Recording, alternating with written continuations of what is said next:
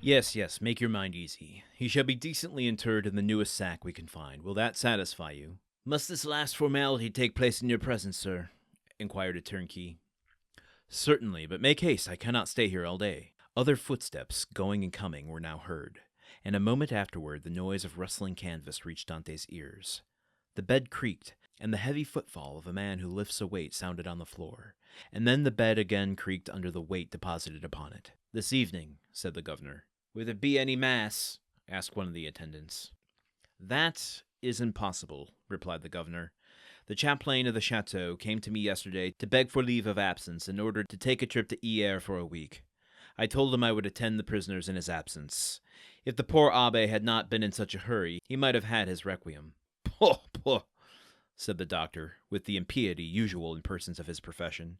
He is a churchman.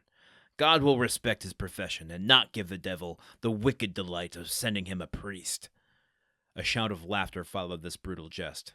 Meanwhile, the operation of putting the body in the sack was going on. This evening, said the governor when the task was ended. At what hour? Inquired a turnkey. Why, about 10 or 11 o'clock.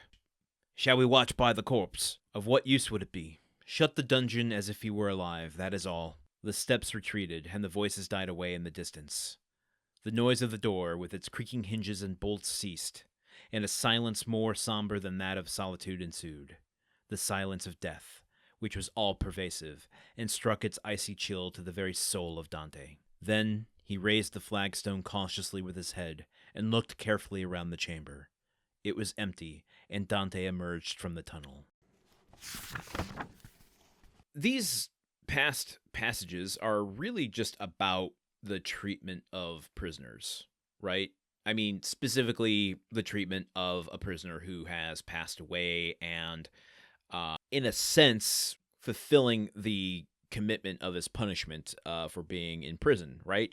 He is now free, if not in body, then by soul, according to the story. And so, while we don't see the treatment of the other prisoners throughout this, it is a unique situation to see how the prison, the governor, the turnkeys, the doctor, etc., grant or don't grant, or the efforts put into treating the prisoners like humans. So here, in the last passage in this one, the doctor saying, he is a man of the cloth, and therefore you will give him the proper treatment, right? I mean, you'll give him exactly what he needs, and the governor really being nonchalant about it, saying, well, the chaplain's not here. He asked to go away for a bit, and I don't know, we don't really have the capabilities or resources to do it, and I'm too busy to keep up with it. So, I think he'll be fine. He doesn't need it. I mean, he's dead anyway. I mean, he doesn't say that, but that's kind of the vibe.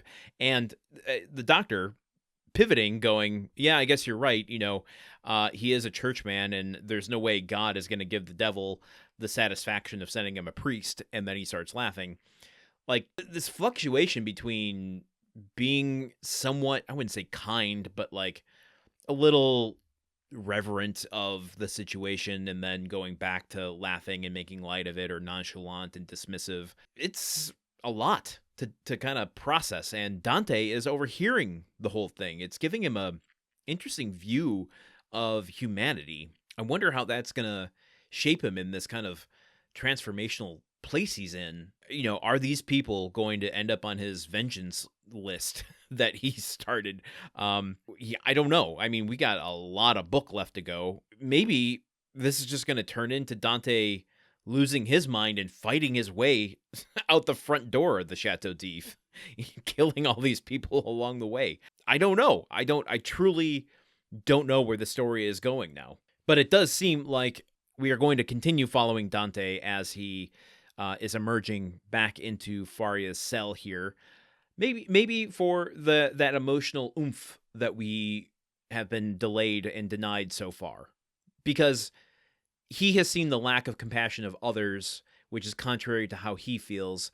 Is that going to be what finally lets the, faucets in his eyes loose, the faucets in my eyes loose, to, profess his love for this man? Maybe. I don't know. I will say, on just a very unnecessary side note, I can't wait till we get out of this dungeon. I feel like I've been in a dungeon mentally for like half a year now. Can we get out of this dang old dungeon already? Holy shit. Okay.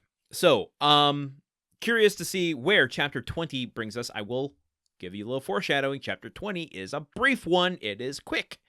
So, but we start it fresh and early tomorrow morning. You'll meet me here then when we do it. But before we do that, it's the last episode, which means today, if you are a Patreon subscriber, you get chapter 19 in its entirety, story only, no commentary, over at patreon.com/gruntworkpod. And you can get it and all of the other chapters commentary free for as little as $1 per month or 3 cents per episode, though I'm not going to charge you 3 cents per episode. I'm just going to charge you at the $1 per month. You can do more. You can do more than $1, but as little as $1 per month. A commitment to helping keep the show on the air, ad-free, artist-owned, and help us just get through the next 4 years. We got to do it, folks. We have to get there. We have to get through these 4 years. We have to get through these 4 years. We have to get through these 4 years. Sorry, I lost my mind a little bit. But if you can't contribute, I understand.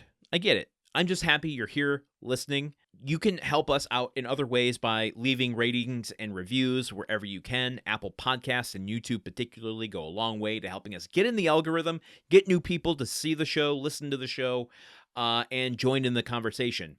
You can join in the conversation over at our Discord, which the link to that is in our show notes. It is completely free. You do not need to be a Patreon member for that. We talk about the book. We talk about the podcast.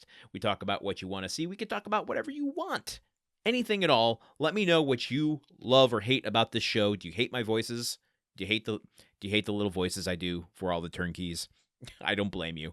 Otherwise, you can tell someone about the show one-to-one. A recommendation goes a long way to get people to actually listen. So if you send them the first episode, you send them the most recent episode, you send them some episode, you send them to the podcast page, anything at all, it's going to cut through all of the white noise, and they are more likely to listen. That's all I've got for today. I'm going to pitch the link one more time because I can't remember if I mentioned it. It is patreon.com/gruntworkpod. And that is the podcast network for the Countdown of Monte Cristo. Please, please, please consider joining me tomorrow. See what I did there? A little twist. Consider joining me here tomorrow as we start chapter 20. We take no breaks here on the Countdown of Monte Cristo. So, you know where to find me. I'll see you here then. Okay, goodbye. The Countdown of Monte Cristo is part of the Gruntwork Podcast Network. This show is produced, edited, and hosted by Landon Solano. The original text of The Count of Monte Cristo by Alexandre Dumas. Theme song by Magic Solo. If you want to support the show and others like it, visit patreon.com/gruntworkpod. Thank you for listening. See you tomorrow.